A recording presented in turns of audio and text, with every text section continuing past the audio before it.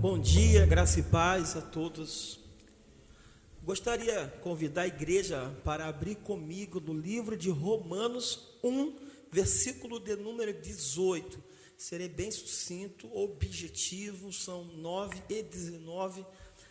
Glórias a Deus. Romanos capítulo de número 1. Achei. A partir daqui de hoje não, semana que vem, a palavra introdutória ou a palavra na hora que começar o sermão, eu sempre vou estar lendo uma oportunidade aqui em 2, 3 versões diferentes, em uma só Bíblia. Já estou com ela em casa, isso aí vai nos ajudar muito e muito, tanto na BKJ atualizada, na nova versão transformadora, que é a NTLH, e outra numa corrigida, e assim vai trocando, na versão brasileira, e assim por diante. Quem achou, diga glória a Deus. Diz assim o texto: portanto, na minha versão da minha Bíblia, BKJ, atualizada, tem a corrigida e tem a atualizada.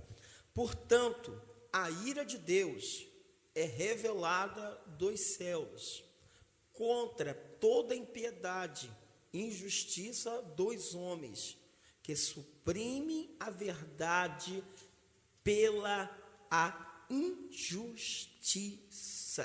Pois o que Deus se pode conhecer é evidente entre eles, porque o próprio Deus lhe manifestou, pois desde a criação do mundo, atributos invisíveis de Deus, seu eterno poder e a sua natureza divina têm sido observados claramente, podendo ser compreendido por intermédio de tudo o que foi criado, de maneira que tais pessoas são indesculpáveis. Obrigado. Se colocar de pé, por gentileza, toma os vossos assentos. Quem tiver oportunidade, leia na versão, nova versão transformadora, NTLH, esse texto que eu acabei de fazer menção aqui nessa manhã. Esperar os irmãos se assentarem, por gentileza. Alguns minutos aqui, irmãos, alguns minutos da vossa atenção. Sei que o tempo está chuvoso, mas eu tenho certeza, Deus está conosco e vai nos dar vitória, e está um ótimo dia. Quem veio, só louva a Deus pela vida daqueles que vieram, dos que não vieram por algum transtorno, tem criança ou mora pouco longe, mais tarde a gente vai estar atendendo essas pessoas também. Livro de Romanos é um livro a qual eu já compartilhei com os irmãos várias vezes aqui. O livro de Romanos, ele contém 16 capítulos ao todo. Quantos capítulos? 16 capítulos ao todo. Só para um efeito de informação, apóstolo Paulo, ele chega em Roma, porque naquela época era o último lugar do planeta e era um lugar estratégico para chegar na Espanha, para propagar o reino de Deus. Então, o livro de Romanos, ele vai tratar cerca de quase 1 milhão de pessoas nessa região de Roma, a qual tem ali entre judeus e gentios. E segundo a história, guarde isso aqui, nas escavações encontraram algumas coisas que provam o que acontecia em Roma. Alguns objetos de partes genitais eram descobertos por causa daquilo que acontecia, a prevaricação, a sensualidade, a prostituição, ela operava de forma terrivelmente nesse lugar em Roma. Paulo tem um propósito de pregar o evangelho, e pregar o evangelho aqui não seria nada fácil.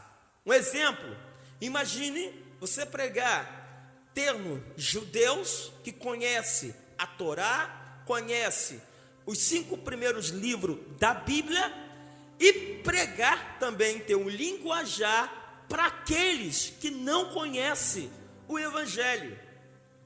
Ora, Paulo está diante de um desafio, e o propósito dele é chegar nesse lugar, a qual Romanos 16, ele trata de duas pessoas importantes que vai fundar essa igreja, começando através de uma casa ou de uma outra expressão que temos aí no século 21, de uma pequena célula, que é Priscila e Áquila. Ele vai para lá nesse lugar para dar continuidade a qual eu expliquei, para chegar na Espanha. Agora a mensagem de Paulo, ele tem que pregar tanto, explicando aqui melhor, tanto para ímpio e tanto para crente. A linguagem do pregador no altar. Um exemplo, hoje, 100% crente. É uma linguagem que se usa. Mas se tem crentes e ímpios, a mensagem, ela tem que atingir quantas pessoas? Os dois lados. Tem que alcançar tanto o ímpio, tanto quem? O cristão. Nas epístolas de Paulo, as 13 epístolas, as epístolas de Paulo, tem algumas que ele começa abordando a obra para aqueles que são tanto cristão, tanto para aqueles que não são cristão. Para os que são cristãos, ele pega um pouco mais pesado na iniciação das suas epístolas, ele pega um pouco mais leve para aquele que não é cristão. Enfim, Paulo tem um desafio para pregar em Roma, entre quase 1 milhão de habitantes, entre cristão e não cristão, entre judeus e não judeus. É uma cidade terrivelmente que está operando ali o pecado. Existe o poder de Roma, os imperadores, a qual vai dar iniciação a partir do ano 60, antes lá de Cristo, por Tibério, vem por 63, por General Tito, ano 70, Domiciano, Diocleciano, Trajano, ano 108, e assim por diante. E cada imperador foi um dos piores do que os outros. Enfim, Paulo tem que pregar o evangelho em Roma, nesse lugar. E no capítulo de número 1, ele vai tratar especificamente algo aqui que tem que nos chamar a nós a atenção, irmãos.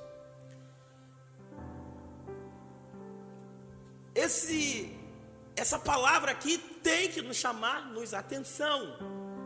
Capítulo de número 1 não é tratando o versículo 1, nem o versículo 2, nem o versículo 3, nem 4, nem 5, nem 6, nem 7, nem 8, nem 9. É exatamente o versículo de número 18. Paulo tem que pregar esse evangelho. E ele agora vai dar uma palavra muito forte para essas pessoas. Só para efeito da introdução, no capítulo de número 1, Paulo tem especificamente, no capítulo 1, ele está dizendo, ó, todos vocês irão para o inferno. Todos vocês estão condenados à ira de Deus. Para vocês acabou, não resta salvação, ao menos que se arrependa.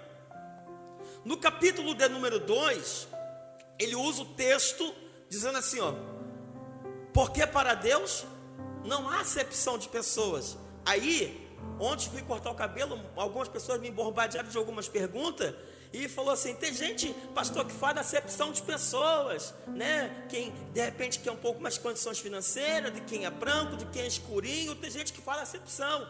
E conforme está escrito, né, Deus não faz acepção. Falei, não, o contexto ali não é esse. Deus não faz acepção quando ele olha lá de cima para baixo, quando ele não vê judeu nem gentios. Ele julga todos em iguais. Por quê? Os judeus, por ser judeus, carregando uma Torá, carregando umas vestes sacerdotais, algo desse tipo, acham-se melhor do que os outros. E eles batiam no peito e diziam, nós somos salvos por causa das nossas obras, por causa que guardamos a lei. Nós somos salvos porque carregamos algumas marcas. Aí Paulo, ele escreve exatamente assim, vocês pensam, conjecturando, porque são crente. Vocês pensam, porque tem um terno que carrega uma Bíblia de várias versões. Vocês pensam, porque são pastores. Pensam que são missionários ou missionárias, que vão deixar de ser julgados de maneira nenhuma. Deus irá julgar tanto ímpio como não ímpio. Pedro, ele explica isso muito bem, a sua epístola, que o julgamento começa onde?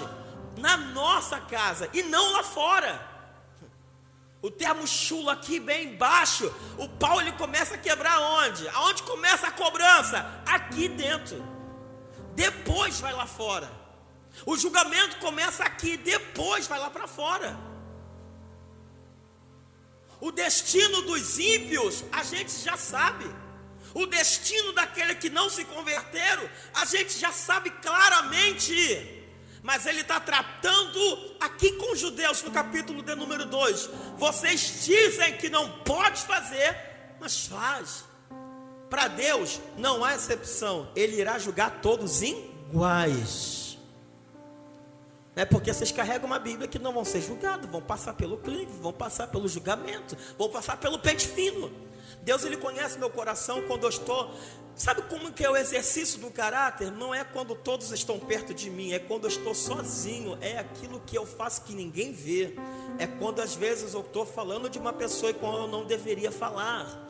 É quando às vezes eu estou julgando uma pessoa e quando eu não deveria julgar. Enquanto eu deveria estar compartilhando a porção da palavra, não estou compartilhando. Estou compartilhando às vezes dissensões, brigas, contendas. Deus, ele conhece quem está na luz. Deus, ele conhece as nossas obras. Deus, ele conhece tudo. Paulo tem um desafio de pregar o evangelho em Roma. Como eu disse, tem essas multidões, tem quase 1 milhão entre judeus e não judeus. Capítulo de número 3, versículo 29, ele diz, diga-se comigo, porque todos pecaram. Diga, todos pecaram. Diga, destituído estão da glória de Deus.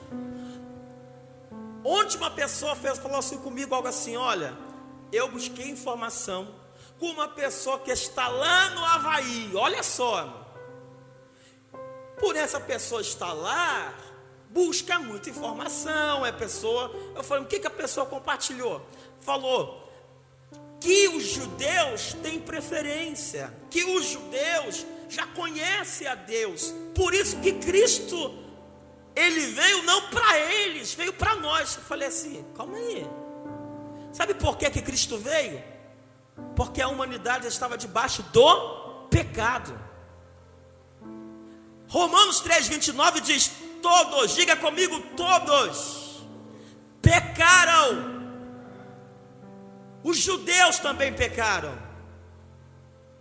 Jesus veio para eles, mas eles os rejeitaram. Todos pecaram, não tem esse negócio que quem é mais queridinho, que não é mais queridinho. É igual aquele lance, só porque eu sou filho de crente, eu sou crente também. É igual um ditado, sou filho de peixe, então peixinho, mentira. Jesus disse que no dia do arrebatamento, do rapto da igreja, um será deixado e o outro, 2 vai estar na cama. Quem está na cama? É o casal. Um sobe e outro, imagine se acordar com o seu cônjuge. Se você acordar e o seu cônjuge não está do seu lado. Imagine você acordar e o seu cônjuge olhar e falar assim, cadê? Desapareceu. Porque um foi crente e o outro não. E o outro não pode agarrar no pé do outro para subir. Por isso que nós temos que atentar para olhar para nós. Conforme diz o texto em Oséias, escapa-te, ó Israel. Escapa-te por tua vida. Quem tem que se escapar pela minha vida sou eu. Então para Deus não há acepção de pessoas. Todos pecaram. E tem gente que por causa dos atos de obras acha que é justificado. Efésios capítulo 2, versículo 8. Vós sois salvos pela isso não vem, é um dom de Deus. Tu vai dizer uma palavra comigo. Diga-se comigo, as obras não salvam, mas todos salvam praticam as boas obras. Glória a Deus. Capítulo de número 1, versículo de número 18. E aqui é o que eu quero chegar com os irmãos. Como bem sabemos que o livro de Romanos, há pouco tempo, ele foi estudado nos Estados Unidos para quem se formava em direito, pela sua influência de convencimento. O livro de Romanos, comentado por vários homens como George, como outros homens que se deslumbraram sobre o livro de Romanos e eram apaixonados. Como sabemos que quando a gente comemoramos a reforma protestante, e é conhecido no livro de Romanos 1,17, porque o justo, diga comigo, viverá pela... E qual foi o homem que leu esse texto no livro de Romanos 1,17? O justo viverá pela fé? Martinho Lutero, lá no templo, lá na Alemanha. Ele fez a reforma protestante. Ele foi impactado por esse livro. Como outro homem também, entre outros, foram impactados e transformados lendo o livro de Romanos.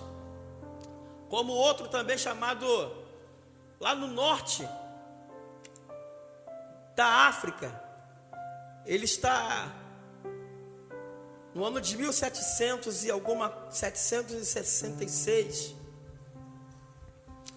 Ele está no norte da África. Eu logo lembro o nome do homem aqui e falo. Era um homem perverso, amante da filosofia. E quando ele lê, ele vê uma visão de umas crianças que chegam até ele. E quando chegam até ele, ele começa a ouvir o falar daquelas crianças em latim. Tole led, toma e lê, tome lê, tome lê. Esse homem ele vai correndo para a sua casa, chega no seu guarda-roupa e pega uma Bíblia que está em latim. E quando ele lê em latim, está escrito Romanos 13, versículo 13, deixando toda mentira, toda perversidade, toda maledicência, tudo aquilo que é mal. E esse homem se converte, se transforma para a glória de Deus. O Evangelho de Cristo, ele nos confronta. O Evangelho de Cristo, ele nos confronta para nos melhorarmos a nós mesmos. O Evangelho, a sua palavra, ela vem de encontro às nossas vidas, para poder a cada dia, nos limpar daquilo que é preciso. Livro de Romanos, capítulo de número 1, versículo 18. Diz assim comigo: a ira de Deus, diga, é manifestado, diga, do céu, diga, para a terra.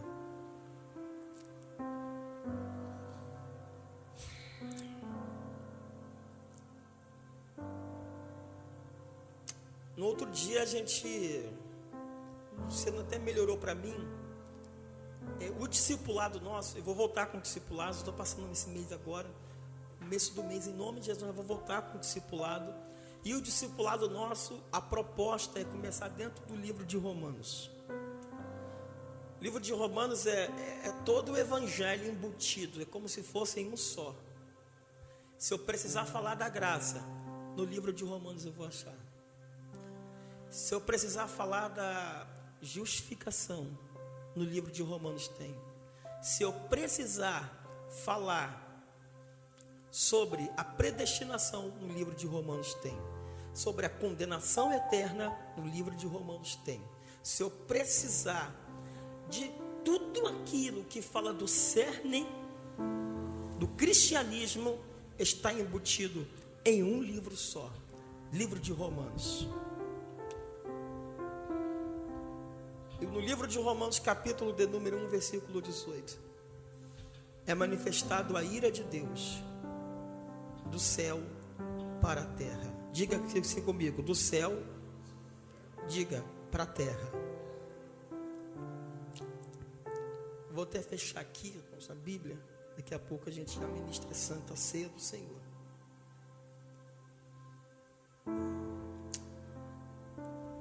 Tivemos 3 gerações.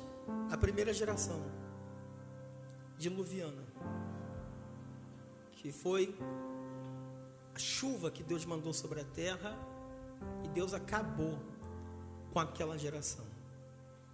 Noé estava construindo a arca. Constrói a arca.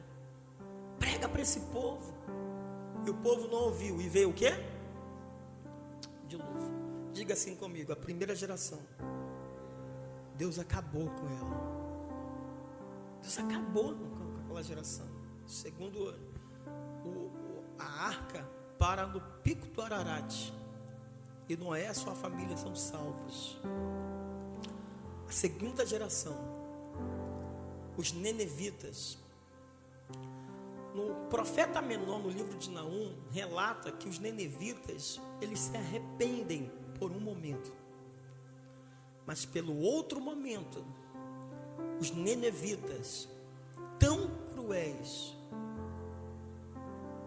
Não, o inverso. No livro, lá na geração dos nenevitas, Jonas prega o evangelho.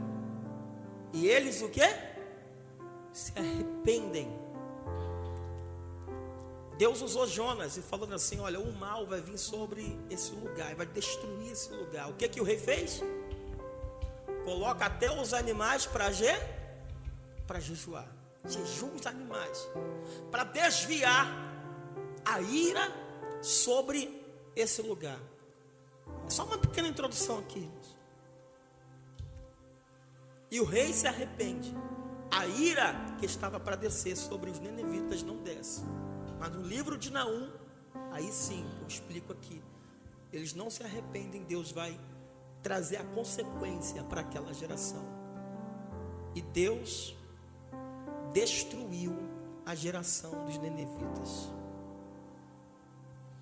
A terceira geração que Deus destruiu, que no caso vem diluviano, Sodoma e Gomorra e os nenevitas. Eu não falei pela ordem, mas a terceira chama-se Sodoma e Gomorra. Diga comigo, Sodoma e Gomorra. Teve uma pessoa num serviço, falou comigo, no particular, né? Falou assim: essa cidade, essa geração está igual Sodoma e Gomorra. Eu falei assim: não, nunca. Eu já vi alguma expressão de algumas pessoas falando assim: esse mundo de hoje está igual Sodoma e Gomorra. Eu falei: não, nunca. O que tinha em Sodoma e Gomorra? Tudo quanto era tipo de pecado, tudo. Quem foi lá para resgatar o seu sobrinho? Quem foi? Na cidade de Sodoma e Gomorra. Foi quem? Abraão foi para tirar quem? Ló. Eu perguntei a Deus, se tivesse 50 justos na cidade, o Senhor destruiria? Não. Aí eu vou chegar aqui no cerne do capítulo 18, do capítulo 1, versículo 18. Me atrevi e vou dizer: mas se tiver 40 justos, o Senhor destrói a cidade? Não.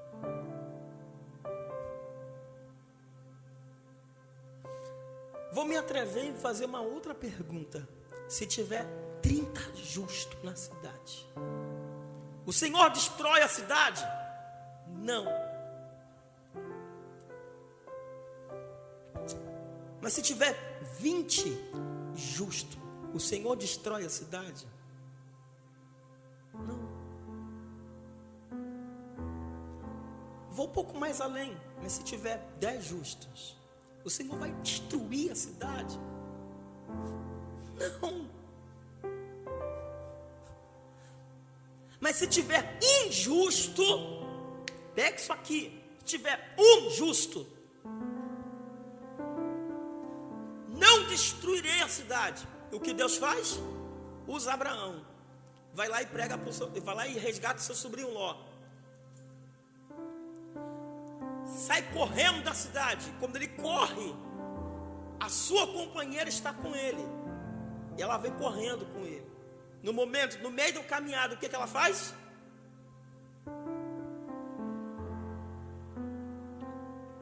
E quando ela olha para trás, ela se transforma em quê? Numa estátua de sal.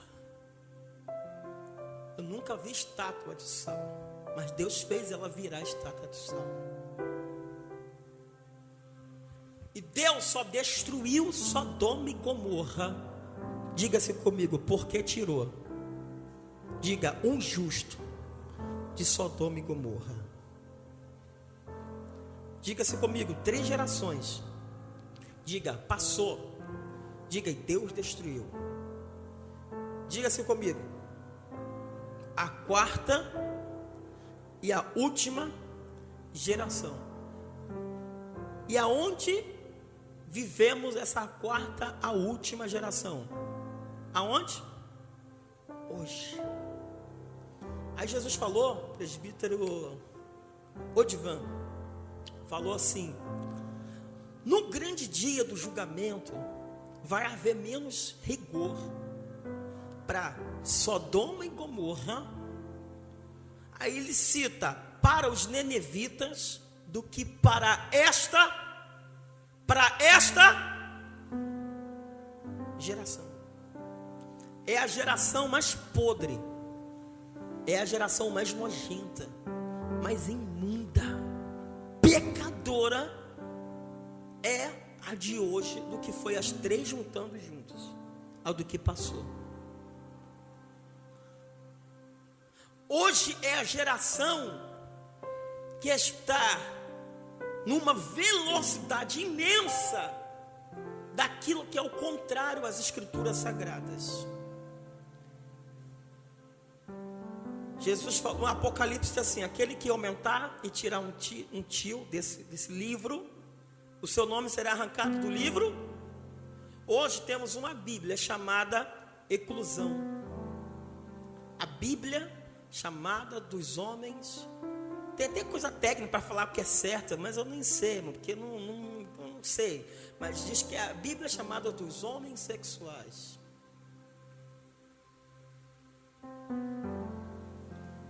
Que momento que chegamos. Hoje temos igreja para tudo quanto é gosto.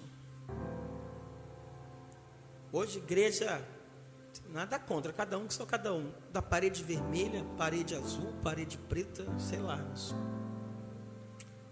Hoje temos a pior geração de todos os tempos. Geração de dura cerviz, que não aceita uma palavra da doutrina de Cristo. Temos uma geração, enquanto você não toca no pecado, está tudo bem. Temos uma geração de hoje, que o líder da igreja não pode falar contra tais coisas, senão perde a pessoa. Temos uma geração de hoje, em que muitos líderes transformaram a noiva do cordeiro em negócios. Temos uma geração de hoje tão terrível, que esse cheiro do pecado chegou às narinas de Deus.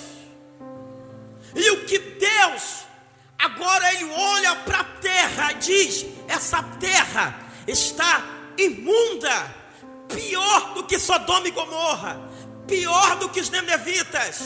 Essa geração está pior do que a geração diluviana. Essa geração está terrível. Eu, Deus, sou o Deus do amor, mas também sou o Deus da ira, o Deus do ódio. Pastor, Deus se odeia. Um exemplo, quem ama crianças? Todos nós. Eu tenho uma filhinha pequena, eu amo, não somente ela, mas a todos. Mas nós odiamos o aborto. Assim também Deus, ele é, por causa do seu amor, ele manifesta a tua ira e o teu ódio. O ódio, a ira de Deus está apontada sobre a terra. O destino das almas, o destino dessa geração é a condenação eterna. Mas Deus, olhando para o seu divino amor, ele colocou um homem justo um dia nessa terra. E esse homem justo se chama Cristo. Esse homem justo se chama Jesus. Ele está sobre a terra, ele vai vir sobre a terra. E quando ele anda sobre a terra, é para que quando Deus Deus viesse destruir, Ele ia dizer: mas tem um justo na terra, e esse justo é o que vai nos justificar, é o que vai nos limpar com o teu sangue do Cordeiro. Esse justo é que vai escrever o nosso nome no livro da vida. Quem entende essa palavra aqui? Deixa eu ver, irmãos. Quem veio para adorar aquele que é digno de honra, de glória, de todo louvor, que nessa noite a geração está tão errada, tão pecaminosa, que Deus fala bem assim: tem um justo na terra, e esse justo se chama-se Jesus Cristo. Romanos 5, o versículo 3: fomos, pois, justificados pela fé. Quem é que pode nos justificar? Quem é justo. Por isso que hoje temos a justiça de Deus sobre nós. Mas, e quando Deus ele está para destruir a terra, quem Ele manda na cruz do Calvário? Quem Ele manda na cruz do Calvário? Quem Ele manda? O próprio Filho, o próprio Cristo. E quando Ele vai para a cruz do Calvário, é como, imagine, eu já fiz isso algumas vezes, várias pessoas sabem o que eu vou dizer. É igual uma esponja. Já viu a esponja? Que você tem uma água que você quer absorver aquela água, você vai colocar a esponja, e a esponja vai absorver toda aquela água ali, e você vai enxugando o local. Assim Cristo, falando numa analogia, Ele foi na cruz do Calvário como uma esponja. Toda ira, toda cólera, toda ira, todo ódio de Deus está apontado para onde? Para a cruz do Calvário. Ali Cristo é onde Ele diz em Isaías 53: Ele tomou as nossas dores, Ele foi moído por causa dos nossos pecados. A ira que estava apontada sobre a terra, o foguete que iria descer sobre a terra, apontou para a pessoa de Cristo, para Ele morrer no meu e no teu lugar. Ele foi para a cruz do Calvário, e Ele diz em algumas palavras em latim e em outras versões, Ele diz: se for possível, Pai, afasta de mim esse cálice, mas todavia está, Senhor, a tua vontade. Para quem Deus ia destruir seria a humanidade, mas para quem Ele manda? Jesus na cruz do Calvário.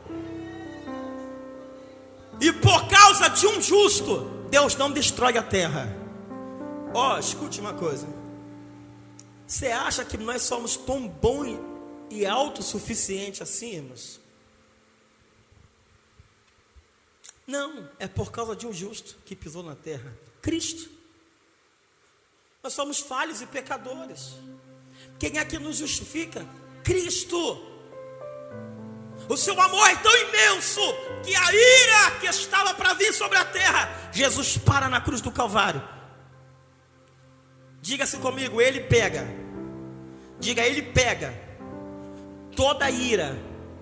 Diga, e descarrega no Filho.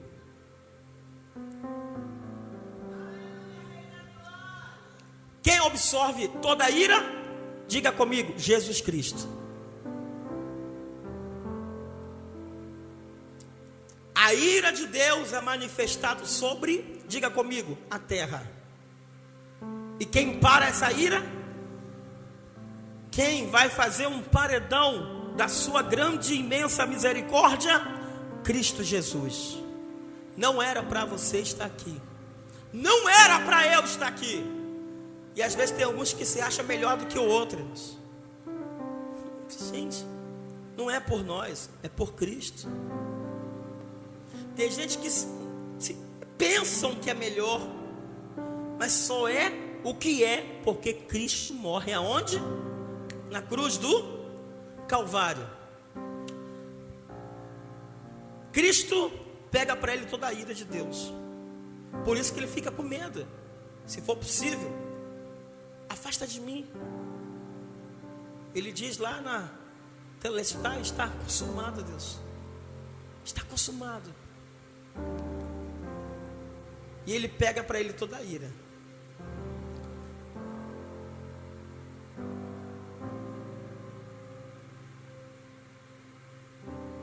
E essa ira de Deus Diga comigo, a ira de Deus. Vamos dizer mais forte, diga comigo, a ira de Deus. Diga, a dar de beber. Diga, vai dar a beber. Fala comigo, para os desobedientes. Essa ira de Deus está derramada aonde? No inferno.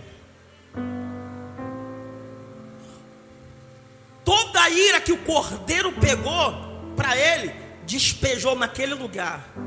E um dia, todos aqueles que recusarem e que não obedeceram, tudo que o cordeiro pegou para ele, vai dar a beber, chamada ira da cólera de Deus naquele grande dia. A cólera da ira de Deus não é para mim nem para você. Tenha certeza de uma coisa: Deus não manda os homens ir para o inferno. Os homens vão para o inferno com as suas próprias pernas.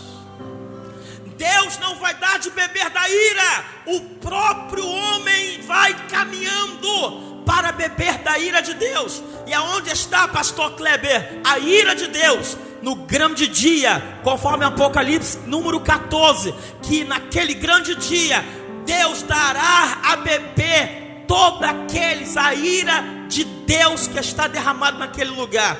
E é essa ira que um dia o Filho pegou na cruz e despejou naquele lugar. A bondade de Deus, a misericórdia de Deus é para que o nosso nome esteja escrito no livro da vida, para que possamos praticar a justiça, praticamos realmente a graça e praticamos realmente a fiel palavra de Deus em nossas vidas. O que adianta o homem ganhar o mundo todo e perder a sua própria alma? Porque Deus não destruiu a terra? Porque Deus ainda não acabou não viu ainda com a sua ira sobre a terra? Porque Ele não arrebatou a igreja? Porque ainda existe justos sobre essa terra, que velam pela palavra de Deus, que pregam a palavra de Deus. E esse justo é o que fomos justificados por Cristo, que é eu e você aqui nessa manhã. Cadê o justo de Deus aqui nessa manhã, irmãos? A ira está vindo sobre vocês. A ira está vindo sobre vocês. Mas por causa do justo, justificado por Cristo, essa ira ainda não é manifesta. Que Deus tenha piedade e nos ajude. Que Deus nos ajude. Porque um dia aquilo que o cordeiro bebeu na cruz, Ele vai dar a beber a cada um que negar o seu nome aqui na terra. Jesus se fez um paredão de misericórdia e parou na cruz, irmãos. Que era para você, era para mim. Por isso que Ele não está nos dando tempo para que se arrependemos. Por isso que Ele está dando tempo para que possamos fazer aquilo que é preciso ser feito. Aí Paulo explica no livro de Romanos que somos justificados no capítulo 4 é por Cristo. A solução do homem é quem? É Cristo. Qual é o seu propósito aqui nessa manhã? Por que a sua vinda? Por que você está aqui?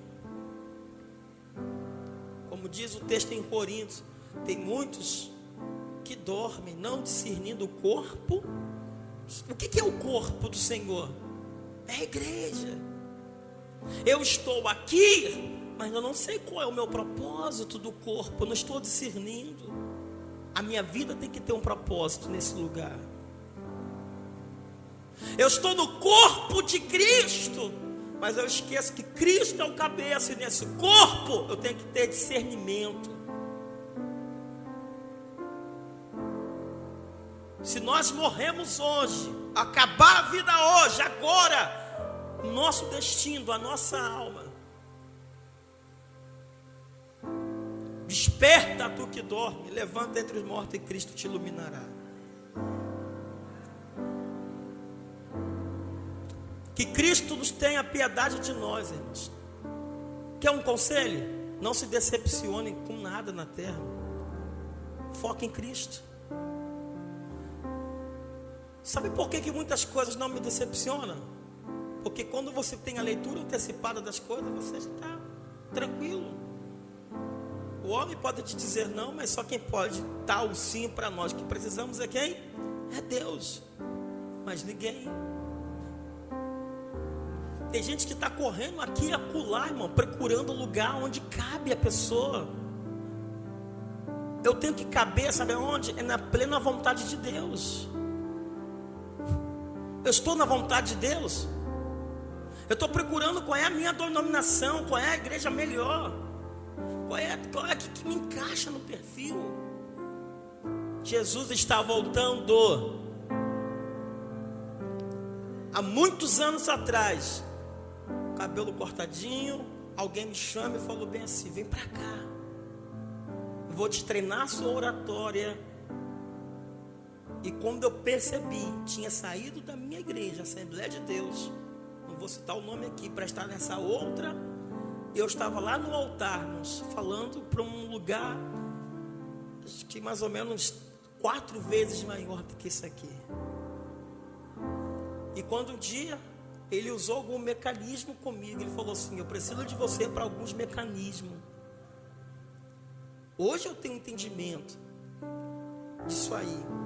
E um dia de tarde, Deus usou uma pessoa que passou na porta daquele lugar e falou: olha, homem, não seja instrumento para homens, seja instrumento para Deus. Escute uma coisa, irmãos. Na terra, a nossa vida tem que ter um propósito. O que eu estou fazendo aqui? Qual é o meu discernimento? Caiu um temor de Deus no meu coração. Eu saí daquele lugar e voltei para a minha origem. Porque naquele momento eu estava procurando o quê? Status. E parece que é uma coisa que me perseguia. Quando cheguei no estado de Vitória, um dia parou uma pessoa aqui com um carro quase 0 km. É, Marcília? Marcília sabe. Fica aqui com a minha esposa, missionária Cecília, que eu vou ali com o pastor Kleber. Comprou pizza, um monte de coisa. E falou o seguinte, assim para mim, lembra até hoje: você vai ficar no bairro desse, Jardim Botânico. Aí falou nessa linguagem: cara, deixa eu te falar uma coisa, tu tem muito mais potencial para ir muito mais avante, cara. Com pouco tempo tu vai ter seu carro, qual eu tenho, e era onde? Esse lugar que ele me convidou, no final da praia de Camburi. Ele me apresentou na época o pessoal lá e falou assim: isso aqui, o piso salarial é X, eu quero que você esteja aqui no nosso meio, porque aqui vai ser seu lugar. E eu estava, isso uns anos atrás, uns 15 anos mais ou menos. E novamente se repete a história. Eu não estava discernindo o corpo de Cristo. Se é para mim estar no lugar, mas a qual eu procuro a oportunidade, isso não é discernimento. Eu procuro a oportunidade em Cristo. É nele que eu posso todas as coisas. É nele que começa todas as coisas. E um dia, até cheguei lá, falei assim: muito obrigado, agradeço a oportunidade. E esse rapaz, que tinha uma casa que já estava construindo, de um dia para o outro perdeu tudo. Perdeu família. A mulher tomou um monte de tiro, quase morreu. E quase ele estava ali do lado dela e quase ele morreu também. Porque procurou fazer as suas próprias vontades. Quando eu procuro as minhas vontades, tenha certeza, alguma coisa vai acontecer, Deus ele vai nos alertar. E eu louvo a Deus, porque não importa onde eu estou, se é no deserto, se é no muito, ou é no pouco, mas aonde eu estiver, na vontade dele, tudo vai prosperar no nome de Jesus. Quem pode dizer amém, Jesus?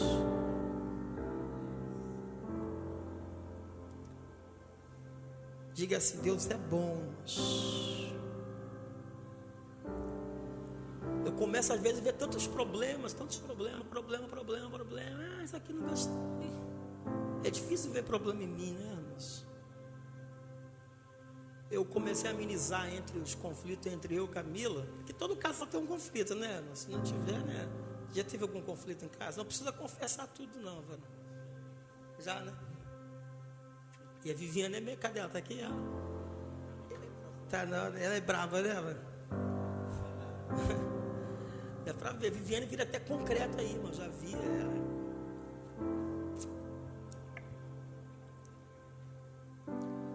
É tão mais fácil quando eu assumo. Falo assim: eu preciso fazer melhor. Eu errei, acabou.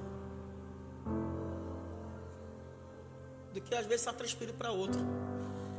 É mais fácil transferir para outro do que eu mesmo assumir.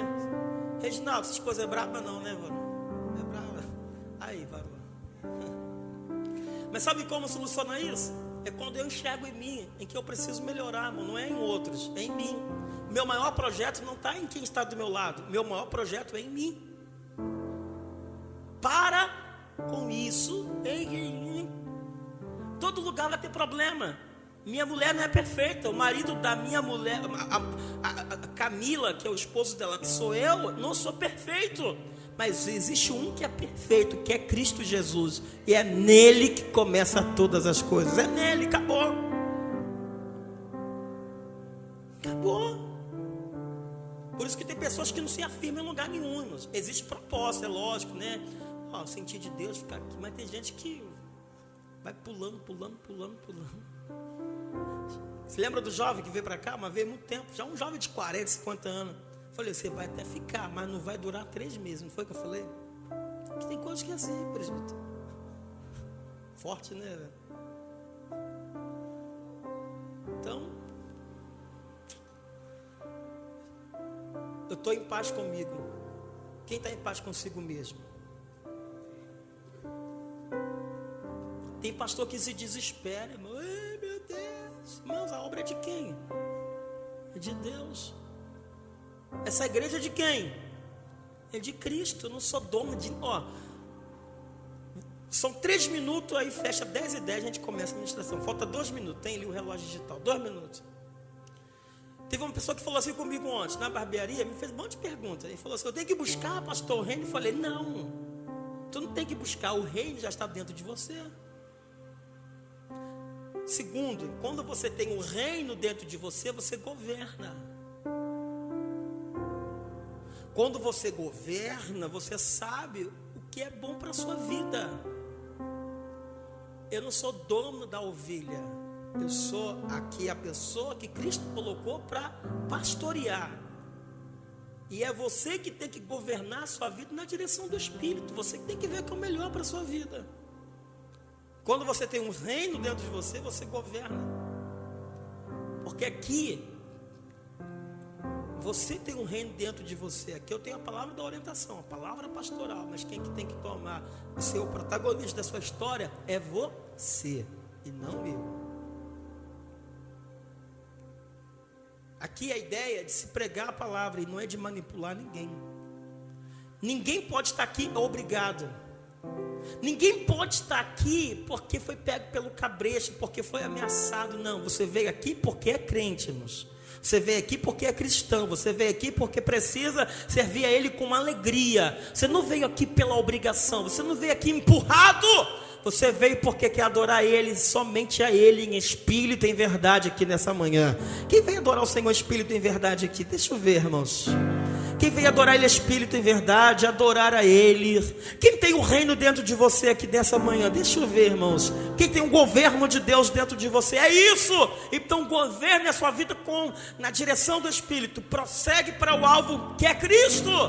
E eu sempre lembrar uma coisa: esse lugar aqui, irmãos, é o lugar onde nós se reunimos, a qual temos o pastor dos pastores, chamado Jesus Cristo, o Filho de Deus, que morreu e ressuscitou o terceiro dia e está vivo pelos séculos dos séculos. E se você deixar, Ele trabalha em mim, tratando em mim, me curando, me libertando e me lapidando, me preparando para chegar onde?